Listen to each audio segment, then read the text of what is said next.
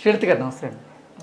శ్రీలత గారు, డయాబెటీస్తో బాధపడే వాళ్ళు ఎటువంటి కూరగాయలు తీసుకోవాలి, ఎటువంటి కూరగాయలు తీసుకోకూడదు, ఓకే, అలాగే ఎటువంటి ఫ్రూట్స్ తీసుకోవాలి, ఎటువంటి ఫ్రూట్స్ జోలికి వెళ్లకుండా ఉంటే మంచిదంటారు? సో మంచి క్వశ్చన్ అడిగారు. సో డయాబెటీస్ ఎక్కువగా డిటెక్ట్ అయ్యేది సమ్మర్లో. సో చాలా మోతాదులో ఎక్కువగా మామిడి పళ్ళు తీసుకునే అలవాటు తెలుగు దేశాల్లో. సో 5 kgs 10 kgs కొనుక్కోవడం లేదా గంపల్లో వచ్చేయడం, మన ఫామ్ హౌస్లో ప్రొడ్యూస్ అయింది ఎక్కువ మోతాదులో తిన్నప్పుడు మనకి డయాబెటీస్ అనేది కనబడుతుంది, అప్పుడు డిటెక్ట్ అవుతుంది అనమాట. ఎవ్రీ సమ్మర్స్ మనకి కొత్త కొత్త డయాబెటీస్ అనేది డిటెక్ట్ చేస్తూ ఉంటాం అనమాట. సో మనకి ఒకటి గుర్తుపెట్టుకోవాల్సింది ఏంటంటే, మనకి పళ్ళు, కూరగాయలు, ఆకుకూరలు అనేవి ప్రొటెక్టివ్ ఫుడ్స్ అంటారు. ఓకే, ఇవి మన శరీరానికి కావాల్సిన వైటమిన్స్, మినరల్స్, ఫ్యాటీ ఫైబర్ని, తర్వాత యాంటీ ఆక్సిడెంట్స్ని ఇస్తాయి అన్నమాట. సో ఇవి మన శరీరానికి డిజీజ్ ఫైటింగ్ కెపాసిటీ, ఇమ్యూన్ సిస్టమ్ని బిల్డప్ చేయడానికి చాలా మంచిది. మన ఓవరాల్ హెల్త్కి, వెల్ బీయింగ్కి ఈ ప్రొటెక్టివ్ ఫుడ్స్ అనేవి చాలా ఇంపార్టెంట్. సో ఇది మనము డయాబెటీస్ వచ్చినప్పుడు మనం కొద్ది రకాల ఫుడ్స్ని తగ్గించడము, అలాగే కొద్ది రకాల ఫుడ్స్ని అవాయిడ్ చేయడం జరుగుతుందన్నమాట. సో ముందుగా మనకి డయాబెటీస్ ఉన్న వాళ్ళకి ఒక ఫస్ట్ క్వశ్చన్ ఉంటుంది, నేను బంగాళదుంప తినొచ్చా? సో బంగాళదుంప అనేది మన శరీరానికి మంచిది. అది మనము సరి అయిన పద్ధతిలో వండి సరి అయిన మోతాదులో తీసుకుంటే, లెట్స్ సే బంగాళదుంప ఉంది, వంకాయలు ఉన్నాయి, వంకాయల్లో మనము ఒక 2 బంగాళదుంపలు వేస్తే మనకి ఎటువంటి నష్టం ఉండదు. ఆ బంగాళదుంపని మనము కట్ చేసి ఉప్పు నీళ్ళల్లో వేసేసి నీట్గా అరగంట అయిన తర్వాత వాటిని పిండేసి మనం ఆయిల్లో వేసి ఫ్రై చేసామంటే మనకు దాంతో ఏమీ యూజ్ ఉంటుంది. అలా వేడివేడిగా అన్నంలో వేసుకొని తింటే వెంటనే షుగర్ పెరిగిపోతుంది అనమాట. ఓకే, బంగాళదుంపలో మనకి రెసిస్టెంట్ స్టార్చ్ అనేది ఉంటుంది. It is basically good for a diabetic. Okay, కాకపోతే ఆ బంగాళదుంపని మనం ఫ్రై చేసి వేడివేడిగా తిన్నప్పుడు రెసిస్టెంట్ స్టార్చ్ అనేది బ్రేక్ అయిపోతుంది, డైరెక్ట్ గ్లూకోజ్గా దొరుకుతుంది. అది తిన్న వెంటనే మన షుగర్ పెరిగిపోతుంది. సో ప్రతి డయాబెటిక్స్ ఇది గ్రహించుకోవాలి. ఇప్పుడు అందరికీ ట్రెండ్ ఏంటంటే బర్గర్స్తో పాటు ఫ్రెంచ్ ఫ్రైస్ ఇస్తుంటారు వేడివేడిగా, తర్వాత ఇంకా కొద్ది రకాల వేడివేడిగా మనకి ఫ్రెంచ్ ఫ్రైస్, చాలా రకాల ఫుడ్ ఐటమ్స్ని మనం పర్చేస్ చేసుకున్నప్పుడు యాడ్జెన్టివ్గా ఇస్తారు, పక్కన సైడ్ డిష్గా ఇస్తుంటారు. సో వేడివేడిగా తినేస్తుంటాం మనం శాండ్విచెస్కి, వాటికి వీటికి. సో మనకి ఆ సింపుల్ గ్లూకోజ్ అనేది శరీరానికి త్వరగా దొరికిపోతుంది. సో అలా మన షుగర్స్ పెరుగుతాయి, ఇది మనం గ్రహించుకోవాలి. సో మనకి శాస్త్రాలు కూడా చెప్పడం ఏంటంటే, మనం ఏదైనా వంట చేసిన తర్వాత 45 నిమిషాల నుంచి గంట వరకు ఏది ముట్టుకోకూడదని మనకు ముందు నుంచి సాంప్రదాయంగా చెప్పిన మాట. వేడిగా మనము వడ్డించుకోవడం మనకి కాదు, గంట సేపు దాన్ని అలా వదలాలి. సో వాళ్ళు చెప్పేది ఏంటంటే, అందులో రెసిస్టెంట్ స్టార్చ్ డెవలప్ అయ్యేంత వరకు వెయిట్ చేయమని మనకు పెద్దవాళ్ళు చెప్పారనమాట. ఎప్పుడు పొగలున్నది మనం వడ్డించుకోం. సో అలాంటివి మనము కాన్సెప్ట్స్ని మనము క్యారీ ఫార్వర్డ్ చేసుకోవాలి, because every concept has a scientific explanation. Okay, so బంగాళదుంపతో అలా ఉంటుందన్నమాట. సో మనం కాంబినేషన్ కర్రీ చేయొచ్చు. లెట్స్ సే పులావ్ చేశారు ఆర్ వెజిటేబుల్ దలియా చేశారు, సో అందులో ఒక బంగాళదుంప వేశారు, మంచిది. ఆ పొట్టులో మనకి దానిపైన ఉండే స్కిన్లో పొటాషియం ఉంటుంది. It is really important muscle కాంట్రాక్షన్కి, హార్ట్ ఫంక్షనింగ్కి, బ్లడ్ ప్రెషర్ కంట్రోల్ చేయడానికి. సో మనకి అబ్రాడ్లో మనం చూసామంటే, లెట్స్ సే ఇలా ఒక పొటాటో ఉంటుంది అనుకో, దాన్ని హాఫ్ కట్ చేస్తారు, అందులో ఉండే బంగాళదుంపనంతా తీసేస్తారు, ఇందులో ఈ తొన ఏదైతే లేయర్ ఉంటుందో పీల్, దీంట్లో స్ప్రౌట్స్ వేసుకొని తింటారు. ఓకే, మన ఇండియాలో ఏం చేస్తారంటే దాన్ని నీట్గా తీసేస్తారు, పీల్ అంతా తీసేసి ఆ పిండి పదార్థాన్ని ఉడికించారు. సో మనకి సాంప్రదాయంగా ఏంటంటే మనం అలా కట్ చేసుకొని కూరలో అలా చేసుకోవాలి, దాన్ని పీల్ చేయమని మన పెద్దవాళ్ళు చెప్పలేదు, అది మనం నేర్చుకున్నాం. సో ఆ ఇంపార్టెంట్ ఫ్యాక్టర్స్ ఏవైతే ఉన్నాయో వాటిని మనం దృష్టిలో పెట్టుకుని ఈ ఫుడ్ని మనం ఇన్కార్పొరేట్ చేసుకోవచ్చు, అప్పుడప్పుడు తక్కువ మోతాదు నేను చెప్పిన విధానంగా. అలాగే మనకి చేమదుంప ఉంటుంది, చేమదుంపలో మనకి కోలిన్ అనే బి కాంప్లెక్స్ వైటమిన్ లభిస్తుంది. ఇది చాలా శ్రేష్టం, దీన్ని అవాయిడ్ చేయాల్సిన అవసరం లేదు. మనము పులుసు పెట్టామనుకోండి, సో అంత తీసుకోవచ్చు, ఒక పూటకి ఇబ్బంది లేదు, రెండో పూటకి తీసుకోకూడదు, కార్బోహైడ్రేట్స్ ఎక్కువగా ఉంటాయి కాబట్టి.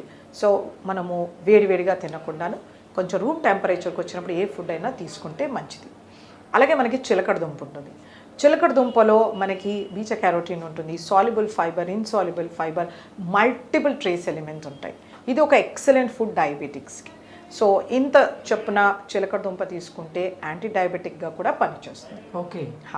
కానీ దాన్ని బాగా కట్ చేసేసి మ్యాష్ చేసి పంచదార వేసి దాన్ని పాయసం చేయడం ఇలా చేయకూడదు. సో ఆ చిలకడ దుంప కానీ దాన్ని మోరంగడ్డ కానీ ఏదైతే అంటారో దీన్ని పీల్తో సహా తీసుకుంటే మనకు మంచి యాంటీ ఆక్సిడెంట్స్ లభిస్తాయి. అది మోస్ట్ ఇంపార్టెంట్. అలాగే మనకి ఎలిఫెంట్ యామ్ అంటారు, కందగడ్డ. కందలో మనకి కొన్ని ఇరిటెంట్స్ ఉంటాయి, అలాగే షుగర్స్ వెంటనే పెరుగుతాయి. సో ఎప్పుడో ఒకసారి తింటే పర్వాలేదు. మళ్ళీ దాన్ని కంద చిప్స్ చేయడం కానీ లేకపోతే దాన్ని మసాలా కింద వేసుకోవడం కానీ కాకుండా కంద బచ్చలి చేయడం కానీ తక్కువ మోతాదులో వేసుకుని ఒక గరిటె తీసుకుంటే పర్వాలేదు. సో ఇవన్నీ కంట్రోల్డ్ డయాబెటీస్ ఉన్నవాళ్ళు చేస్తే బాగుంటుంది. అన్కంట్రోల్డ్ డయాబెటీస్ ఉన్నవాళ్ళు వీటిని అవాయిడ్ చేస్తే బెటర్. ఓకే. అలాగే మనకి చాలా మందిలో అపోహ, క్యారెట్ స్వీట్గా ఉంటుంది నేను తినకూడదు, బీట్రూట్ స్వీట్గా ఉంటుంది నా షుగర్స్ పెరిగిపోతాయని. సో క్యారెట్ అనేది ఒక ఎక్సలెంట్ సాల్యుబుల్ ఫైబర్ సోర్స్. ఇందులో మనకి హెల్దీ షుగర్స్ ఉంటాయి.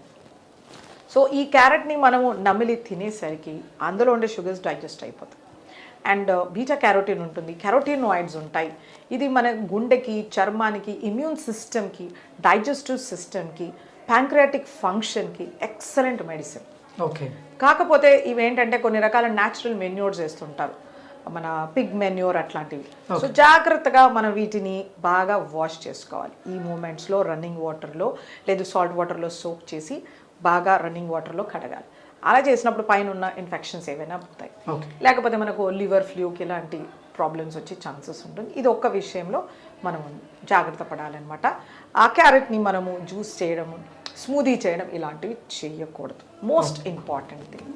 చాలా health care specialist, I don't say dietitians, వాళ్ళు స్మూదీస్ తీసుకోవాలని చెప్తుంటారు. That's a very bad thing. మీరు ఇన్స్టాగ్రామ్లో కానీ యూట్యూబ్లో కానీ చూడండి, ఏదైనా ఫుడ్ని మనం క్రష్ చేసి మ్యాష్ చేసి తీసుకుంటే వెంటనే షుగర్స్ పెరుగుతాయి. ఎగ్జాక్ట్. ఎందుకంటే గట్లో లిక్విడ్స్ అనేది 1 అవర్లో అబ్జార్బ్ అయిపోతుంది. So that's a very bad way of eating. పళ్ళు దేవుడు ఇచ్చాడు, మనం బాగా చేసి తీసుకుంటే అందులో ఉన్న క్యాలరీస్ ఖర్చు అయిపోతాయి. They become a 0 calorie food are a negative calorie food with loads of nutrients. అది మనం దృష్టిలో పెట్టుకోవాలి.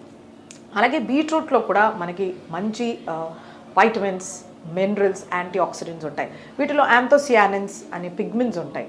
ఇవి కూడా మన ప్యాంక్రియాస్కి చాలా మేలు చేస్తాయి. ఇవి మన డిజీజ్ నుంచి ప్రొటెక్ట్ చేస్తాయి అన్నమాట. మన బ్లడ్ వెజల్స్ని డైలేట్ చేస్తాయి. మనకి కొద్ది డిజీజెస్లో ఇలా కన్స్ట్రిక్ట్ అయిపోతాయి.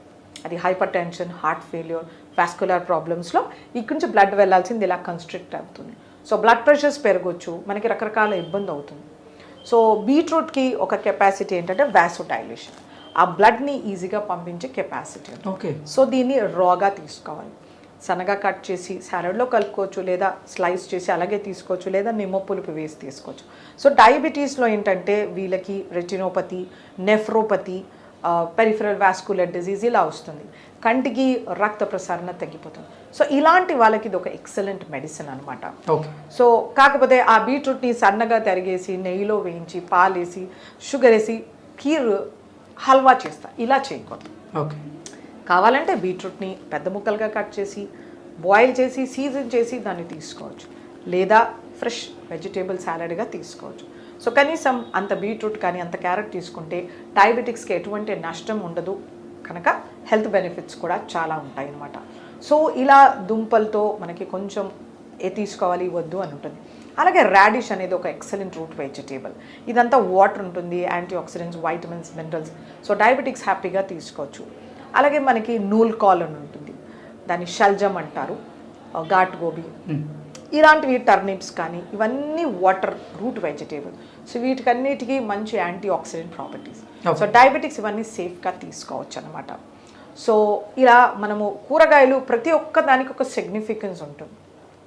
ప్రతిరోజు అరకిలో కూరగాయ తీసుకోవాల్సిందే. ఓకే. సో సాలడ్స్ కాకుండా వండిన కూర అరకిలో ఉండాలి, సాలడ్స్ ఒక అరకిలో ఉండాలి. ఇలా చూసుకుంటే మన డయాబెటిక్స్ చాలా కంట్రోల్లో ఉంటుంది. మన కాన్స్టిపేషన్ ప్రాబ్లం ఉండదు, కొలెస్ట్రాల్, ట్రైగ్లిజరైడ్స్ ప్రాబ్లం ఉండదు, విజన్ ప్రాబ్లమ్స్ ఉండవు, ఇమ్యూనిటీ కానీ ఇన్ఫెక్షన్స్ కూడా ఉండవు అనమాట. సో ఆకుకూరలు అనేది చాలా ఇంపార్టెంట్. వీటిలో వైటమిన్స్, మినరల్స్ ఉంటాయి, యాంటీ ఆక్సిడెంట్స్ ఉంటాయి, zinc, selenium, copper, which is really important. Okay. ఈ డయాబెటీస్ పేషెంట్స్ ఆకుకూరలు అన్నీ తీసుకోవచ్చు. అన్ని ఆకుకూరలు తీసుకోవచ్చు. డయాబెటీస్లో ఆకుకూరకి కాంట్రా ఇండికేషన్ ఉండదు. వాళ్ళకి నేను ఇంతకుముందు చెప్పినట్టు రెటినోపతి రావచ్చు, అలాగే స్కిన్ ఇన్ఫెక్షన్స్ వస్తుంటాయి అన్నమాట. సో ఇవన్నీ మనం కాంబ్యాక్ చేయాలంటే ప్రతిరోజు ఆకుకూర ఉండాలి. మనకి ట్రెడిషనల్ మీల్ చూసుకుంటే కనుక మనకి పుదీనా పచ్చడి కానీ, కొత్తిమీర, గోంగూర ఇవి ఖచ్చితంగా మన ప్లేట్లో ఉంటాయి. సో దానికి కారణం ఉంది, మనం అవన్నీ మిస్ చేసేసాం. మనం కెచప్, సాసెస్, చీజ్తో రీప్లేస్ చేసాం. సో మనం we step back to our traditional food. మన పెద్దవాళ్ళు తిన్నట్టుగా మనం తీసుకుంటే మనకు డయాబెటీస్ ఉంటుంది. సో ఇవి చాలా మంచి ప్రాపర్టీస్ ఉంటాయి. వీటిలో ఐరన్ కంటెంట్ ఎక్కువ, ఫైబర్ చాలా బాగుంటుంది, anti oxidant, zinc, selenium, manganese, magnesium ఎక్సలెంట్గా ఉంటాయి. మనకు కూరగాయల్లో దొరకనివి 30-50 ఫోల్డ్స్, అంటే 50 ఇంతలో ఎక్కువగా దొరుకుతుంది ఈ ఆకుకూరల్లో న్యూట్రిషన్. సో వీటిని ప్రతిరోజు మన ఆహారంలో చేర్చుకోవాలి. డయాబెటీస్తో సఫర్ అయ్యేవాళ్ళు కొంచెం పుదీనాని పేస్ట్ చేసి మజ్జిగలో కలిపి అలా తీసుకోవచ్చు, లేదా కొత్తిమీర పేస్ట్ చేసి తీసుకోవచ్చు, సాలడ్స్లో ట్రిమ్ చేసి వేసుకోవచ్చు, చపాతీ పిండిలో మ్యాష్ చేసి వేసుకోవచ్చు. ఇలా రకరకాలుగా చేసుకోవచ్చు, బట్ తీసుకోవాలి. మోస్ట్ ఇంపార్టెంట్ ఆకుకూరలు అనేది చాలా ఇంపార్టెంట్.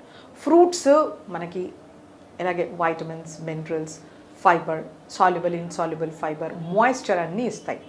కాకపోతే కొన్ని రకాల ఫ్రూట్స్లో షుగర్ కంటెంట్ ఎక్కువగా ఉంటుంది, ఫ్రక్టోస్. వీటిని జాగ్రత్తగా తీసుకోవాలి. డయాబెటీస్ వచ్చింది ఫ్రూట్స్ మానేయాలని ఏమీ లేదు.